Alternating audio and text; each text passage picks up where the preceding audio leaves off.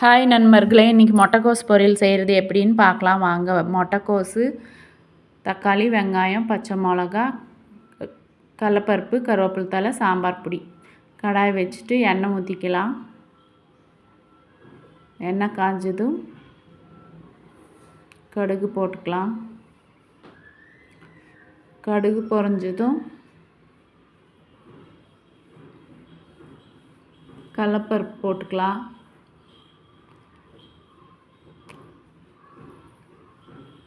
கருவேப்பிலை போட்டுக்கலாம்.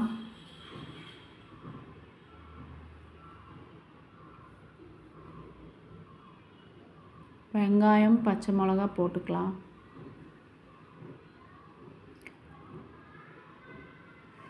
வெங்காயம் வதங்கினதும் வெங்காயம் வதக்கி விட்டுட்டு வெங்காயம் நல்லா வதங்கினதும் தக்காளி போட்டுக்கலாம். தக்காளி நல்லா வதங்கினதும் கொஞ்சம் உப்பு போட்டுக்கலாம். தக்காளி சாஃப்டாக இருக்குது.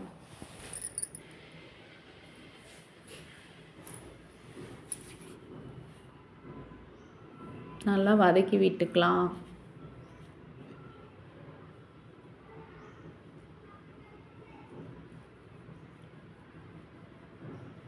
தக்காளி வதக்கி வந்ததும் கோஸ் போட்டுக்கலாம்.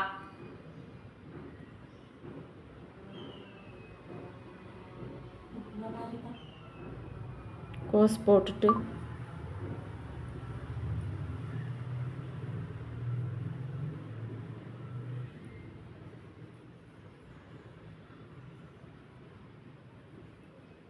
மஞ்சத்தூள்,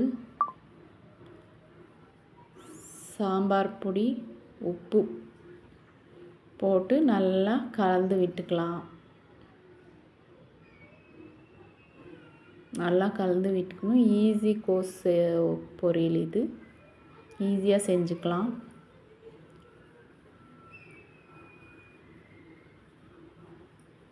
பாதி வெந்து வந்திருக்குது. கொஞ்சம் நல்லா கலந்து விட்டுக்கலாம்.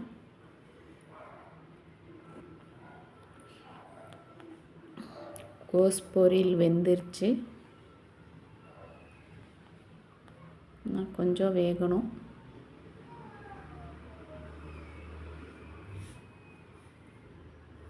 கோஸ் பொரியல் ரெடி ஆயிடுச்சு.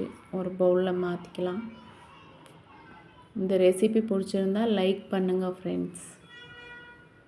பாய்.